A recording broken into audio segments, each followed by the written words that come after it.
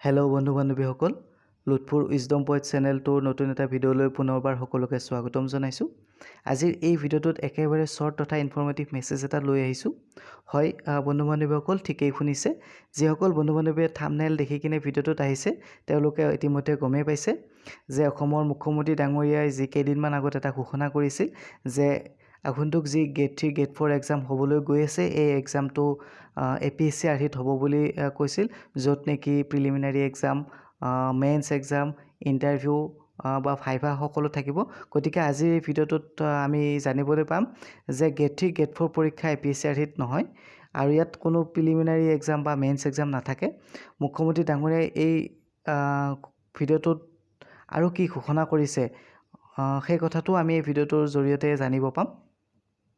গতিকে বন্ধু বান্ধৱীসকল, যি মুখ্যমন্ত্ৰী ডাঙৰীয়াই ঘোষণা কৰিছিল যে APSC আৰ্হিত আমাৰ এই এক্সামবোৰ হ'ব, তেতিয়া ঘোষণাটো কৰাৰ পিছত শিক্ষিত যি যুৱক যুৱতী আছিল যিসকলে এই গেট 3 গেট 4 এক্সামৰ কাৰণে প্ৰিপেৰেশ্যন কৰি আছিল, তেওঁলোক আচৰিত হৈ পৰিছিল বা তেওঁলোক কনফিউজন হৈ পৰিছিল যে অতি কম সময়ৰ ভিতৰত আমি কেনেকৈ এনেকুৱা এটা এক্সামৰ কাৰণে প্ৰিপেৰেশ্যন কৰি ক্লিয়াৰ হ'ব পাৰিম, য'ত নেকি প্ৰিলিমিনাৰী এক্সাম থাকিব, য'ত মেইনছ থাকিব।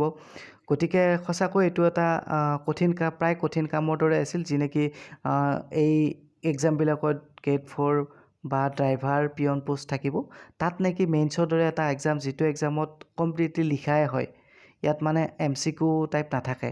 গতিকে এনেকুৱা এক্সামৰ প্ৰিপেৰেশ্যন কৰিবৰ কাৰণে বহুখিনি সময়ৰ প্ৰয়োজন, কিন্তু আমাৰ এক্সামটোক লৈ মাত্ৰ 2 মাহ সময় আছে। গতিকে এনেকুৱা এটা কম সময়ত এনেকুৱা এটা এক্সাম প্ৰিপেৰেশ্যন চলাই নিয়াটো প্ৰায় কঠিন কামৰ দৰে হয়।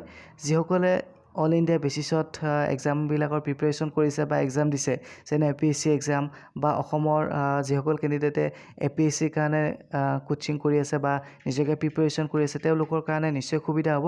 কিন্তু বাকী যিসকল কেণ্ডিডেট আছে, অতি কম সময়ত এই এক্সামটোৰ প্ৰিপেৰেশ্যন কৰাটো সহজ নহ'ব। গতিকে এই গোটেইখিনি কথা অসমৰ শিক্ষিত যি যুৱক যুৱতী আছিল তেওঁলোকে বুজি উঠিলে আৰু লগতে শিক্ষিত বুদ্ধিজীৱীসকলে বুজি উঠি আমাৰ মুখ্যমন্ত্ৰী ডাঙৰীয়াক অৱগত কৰালে আৰু এই গোটেইখিনি কথা মুখ্যমন্ত্ৰী ডাঙৰীয়াই পৰ্যালোচনা কৰি চাই কিনে তেখেতে এটা সিদ্ধান্তত উপনীত হ'ল আৰু সেই সিদ্ধান্তটোত লাইভ যোগে তেখেতে ভিডিঅ' আকাৰে প্ৰকাশ কৰি দিলে।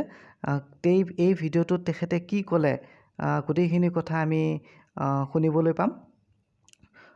এইখিনিতে বন্ধু বান্ধৱীসকলক ক'ব বিচাৰোঁ যে যিসকল বন্ধু বান্ধৱীয়ে এই গেট 3 গেট 4 এক্সামৰ কাৰণে প্ৰিপেৰেশ্যন কৰি আছে, তেওঁলোকে চেনেলটোৰ সৈতে জড়িত হৈ থাকিব, কাৰণ এই চেনেলটোত প্ৰতিটো বিষয়ৰ আৰু প্ৰতিটো টপিকৰ ভিডিঅ'বোৰ সময়মতে এই চেনেলটোৰ জৰিয়তে প্ৰভাইড কৰি থকা হয়।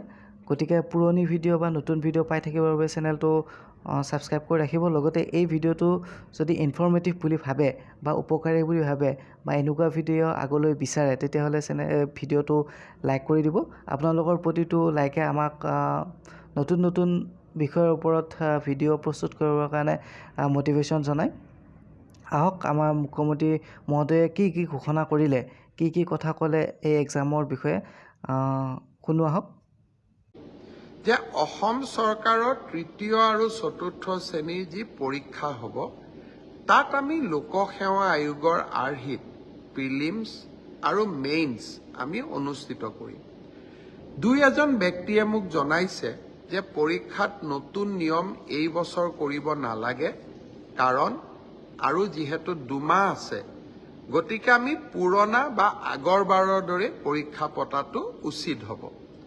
আমাৰ চৰকাৰখনে সদায় ৰাইজৰ কথা শুনিবৰ বাবে চেষ্টা কৰে, কাৰণ আমি বিশ্বাস কৰোঁ লাও যেনেকৈ পাতৰ তলত থাকে, চৰকাৰো ৰাইজৰ তলত থাকে, ৰাইজৰ ঊৰ্ধত নহয়।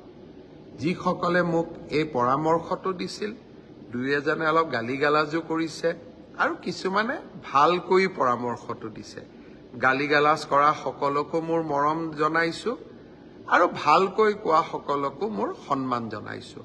আপোনালোকৰ পৰামৰ্শ অহা 2-3 দিনত আমি বিবেচনা কৰিম আৰু যিহেতু পৰামৰ্শটোত মেৰিট আছে যে হয় 2 মাহ থাকোঁতে পৰীক্ষাৰ পেটাৰ্ণ এটা সলনি কৰিব নালাগে, বিষয়টো আমি ডেফিনেটলি আমি বিবেচনা কৰি অহা 2-3 দিনতে আপোনালোকক ইয়াৰ সিদ্ধান্তৰ বিষয়ে মই অৱগত কৰিম।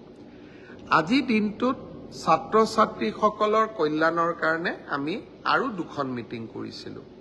আমি প্ৰত্যেক বছৰে আনন্দৰাম বৰুৱা বঁটা দিওঁ, উচ্চ মাধ্যমিক পৰীক্ষাত ভাল ৰিজাল্ট